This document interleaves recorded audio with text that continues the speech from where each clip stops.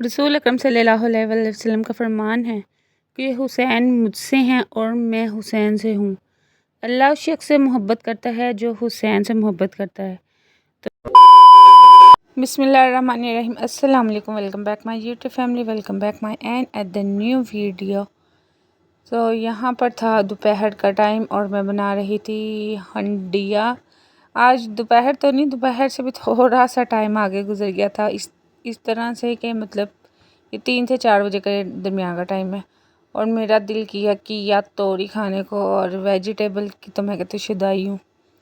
خیر میں نے ادھر ویجیٹیبل اپنے دیسی طریقے سے بنائی، مطلب ساری چیزیں ڈال کر، تو پھر اس کو سیٹی لگا کر۔ خیر ہنڈیا تو میں یہاں پر چولہے پہ پکتے رہے گی۔ یہاں پر میں آپ سے شیئر کروں گی ماہ محرم کی جو بدعات اور رسومات ہیں، کہ مطلب اس میں کئی غلط فہمیاں جو ہیں، جو ہماری اس کمیونٹی میں جو ہے نا بہت زیادہ میں کہتی ہوں پھیلتی جا رہی ہیں، کہ محرم کے مہینے کو غم کا مہینہ سمجھنا، محرم کے مہینے میں شادی بیاہ نہ کرنا۔ احتراماً ہم یہ کام نہیں کر سکتے، لیکن اس کی ممانعت نہیں ہے اسلام، مطلب بڑی زیادہ ایسی بدعات ہیں جو محرم الحرام کے میں لوگ جو ہے نا اس قسم کے کام کر رہے ہیں۔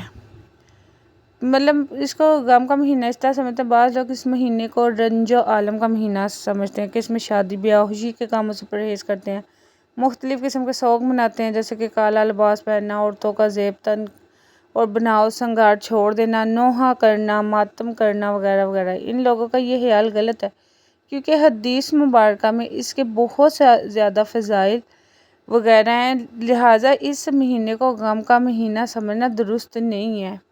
محرم کے مہینے میں شادی بیاہ نہ کرنا، بعض لوگوں میں یہ بات مشہور ہے کہ محرم کے مہینے میں خصوصاً محرم کے شروع کے 10 دنوں میں شادی بیاہ اور خوشی کی تقریبات وغیرہ کو حرام کرنا، کہ اس مہینے میں خوشی کی تقریبات کرنے والوں میں خیر و برکت نہیں ہوتی، کام منحوس ہو جاتے ہیں۔ ان میں بعض پڑھے لکھے لوگ بھی شامل ہیں۔ یہ سوچ غلط ہے، کیونکہ شریعت میں ایسی کوئی بات نہیں ہے۔ شریعت میں محرم یا کسی دوسرے مہینے میں نکاح سے منع نہیں کیا گیا۔ اس مہینے میں زیادہ عبادت کرنے کا حکم ضرور دیا گیا ہے، کیونکہ یہ حرمت والا مہینہ ہے۔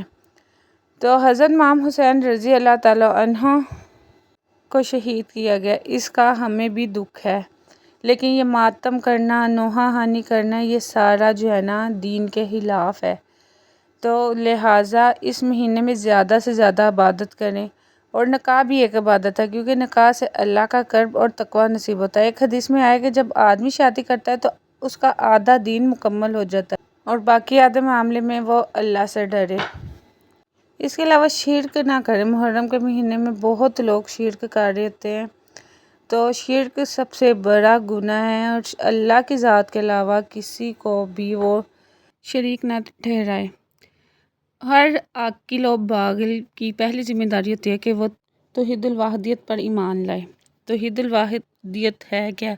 اس بات پر ایمان لانے کو کہتے ہیں کہ اللہ تعالیٰ ہی ہر ایک چیز کا خالق ہے، ہر ایک چیز کا متصرف اور معبود برحق ہے، اس میں کوئی اس کا شریک نہیں ہے۔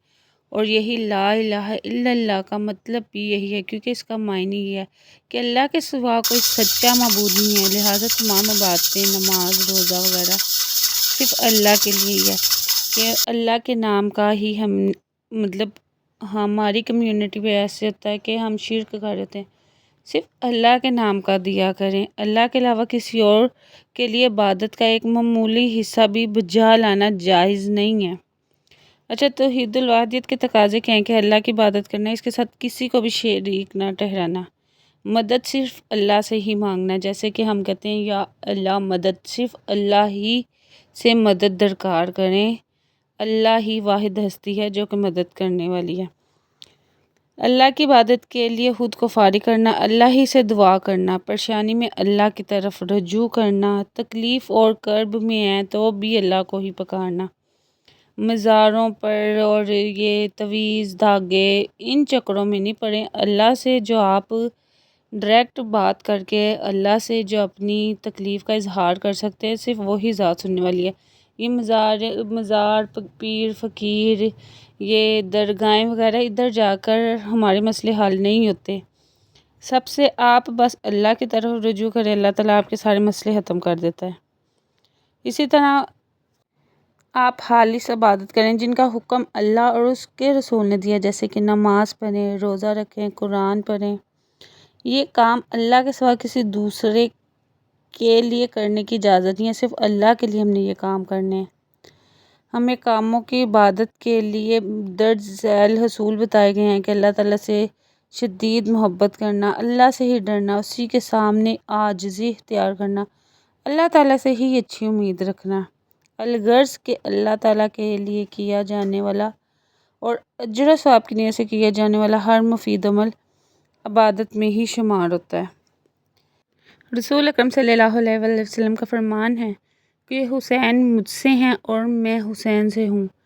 اللہ اس شخص سے محبت کرتا ہے جو حسین سے محبت کرتا ہے، تو بے شک ہم سب حضرت امام حسن حسین سے بہت محبت کرتے ہیں، لیکن یہ محرم میں ان کے نام کا جو کہ ان لوگوں نے نہیں کہا، یہ نوحانی، یہ ماتم، یہ مطلب اللہ کے علاوہ کسی اور کو شریک ٹھہرانا، تو یہ سب چیزیں غلط ہیں۔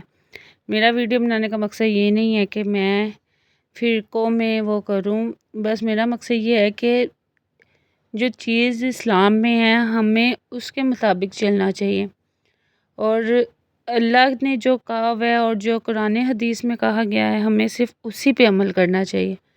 بس یہی تھی میری آج تک کی ویڈیو اچھی لگی ہے تو آپ نے لائک کرنا ہے، چینل پہ نیو ہے تو سبسکرائب کرنا ہے، اور نیکسٹ ویڈیو تک مجھے دیں اجازت، ملیں گے نیکسٹ ویڈیو میں اچھے سے کنٹینٹ کے ساتھ۔ سب تک اللہ حافظ۔